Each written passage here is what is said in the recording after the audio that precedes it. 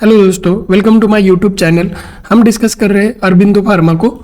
कल के वीडियो में चार्ट एनालिसिस किया है। चार्ट पर दिख रहा है कि कंपनी में स्विंग ट्रेड की एक पॉसिबिलिटीज दिख रही है। ये आज भी एक अच्छा साइन दिख रहा है। लार्ज बार बॉडी मारुबुजू कैंडल ने ब्रेकआउट दिया है, तो कल के वीडियो में प्लीज आप जाकर एक बार चेक कर सकते हैं सपोर्ट एंड टारगेट लेवल्स। आज अपन क्विकली फंडामेंटल्स देख लेते हैं। अरबिंदो फार्मा एक 66,733 की मिड कैप कंपनी है। स्टॉक पी कंपनी का 19.7 चल रहा है, जो कि इंडस्ट्री पी से कम है, तो ये एक अंडर वैल्यूएशन को सजेस्ट कर रहा है। पीईजी रेशियो 2.4 है, 49, वो भी थोड़ा अंडर वैल्यूएशन को दिखा रहा है। पीबी रेशियो 2 है, ये भी पीबी रेशियो भी 2.04 है, जो स्लाइटली ओवर वैल्यूएशन की तरफ दिखा रहा है।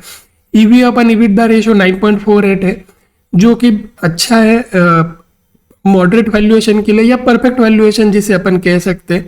सबसे मेन बात, कंपनी को स्क्रीन करते समय सबसे पहला साइन अपन देखेंगे कि डेट टू इक्विटी रेशियो, जो कि कंपनी का 0.25 है, काफी अच्छा है। लेस देन 1 अच्छा साइन माना जाता है। एंड इसके बाद अपन देखेंगे कंपनी के बैलेंस शीट में।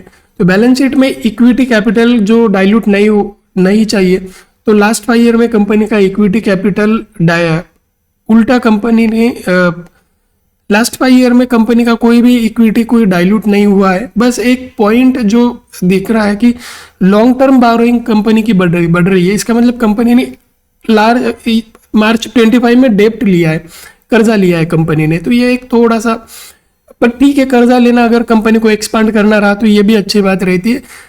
लिमिट में कर्जा लेना एक अच्छा साइन होता है। रिजर्व्स को अगर देखा जाए तो कंपनी के रिजर्व्स लास्ट 5 ईयर में एवरी ईयरली इंक्रीजिंग ट्रेंड में, ये एक अच्छा साइन है। नेट सेल अगर देखा जाए कंपनी का, तो वो भी इंक्रीजिंग ट्रेंड में है। अभी लास्ट ईयर का सेल है 31,378, जो कंपेरेटिवली लास्ट ईयर 24 से 29,000 से बढ़ोतरी पर दिखाई दे रहा है। Consumption of raw material this year same दिख रहा है। वो इसका रीजन ये हो सकता है कि ट्रम्प के जो सैंक्शंस लगे इंडियन फार्मा कंपनी पर, एंड यूएस अपने लिए एक मेजर एक्सपोर्टर कंट्री है, तो इसकी वजह से इस साल कंपनी के रॉ मटेरियल भी कम दिख रहे, कंज्यूम हुए। एम्प्लॉय कॉस्ट कंपनी का बट बढ़ा है, ये एक अच्छा साइन है। 4,400 लास्ट ईयर के कंपैरिजन में एम्प्लॉय कॉस्ट बढ़ा है, और वो हर साल बढ़ते हुए दिख रहा है, तो ये एक पॉजिटिव साइन है। Profit and loss before tax, वो भी अपने को बढ़ते हुए दिख रहा है, 2,700 से 4,800, एंड देन 5,555 का जो एक फिगर दिख रहा है। इंटरेस्ट कंपनी का बढ़ रहा है, जो कि इंटरेस्ट एक्चुअली डिक्रीजिंग ट्रेंड में रहा तो अच्छा रहता है, बट इंटरेस्ट बढ़ा है। अब जेन्युइन सी बात है, क्योंकि कंपनी ने अभी जो डेप्ट लिया है ये उसका इंटरेस्ट होगा, इसकी वजह से ये बढ़ा हुआ है। शेयर होल्डिंग पैटर्न का देखिए अगर, तो कंपनी में प्रमोटर की होल्डिंग 51.8% है, म्यूचुअल फंड 19.3% होल्ड करके रखा है, डोमेस्टिक इंस्टीट्यूशन 8.3% है, फॉरेन इंस्टीट्यूशन 14.2% है, एंड रिटेल का 6.3% है। प्रमोटर होल्डिंग में ये जो डिफरेंस, ये जो दिख रहा है 2 कलर में, तो ये 42.75% अनप्लेज है, एंड 9.07% प्लेज है। प्लेज यानी कंपनी ने इसको गिरवी रखकर कर्जा उठाया हुआ है, तो ठीक है। म्यूचुअल फंड में भी म्यूचुअल फंड की holding this year from March से इंक्रीजिंग ट्रेंड में।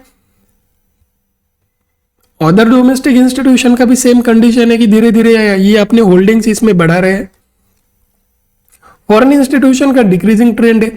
जेन्युइन सी बात है कि यूएसए अपना एक्सपोर्टर जो कंट्री है मेजर फार्मा सेक्टर को, यूएसए के सैंक्शन की वजह से फार्मा सेक्टर थोड़ा अंडर प्रेशर चल रहा है, तो फॉरेन इंस्टीट्यूशन थोड़ा सा अपना स्टेक बेच रहे हैं। अगर आपको मेरा फंडा में एनालिसिस अच्छा लगे तो आप प्लीज लाइक करिए, सब्सक्राइब करिए, और भूलिए मत इसके पहले वाले वीडियो में चार्ट एनालिसिस किया है। Okay, thank you so much.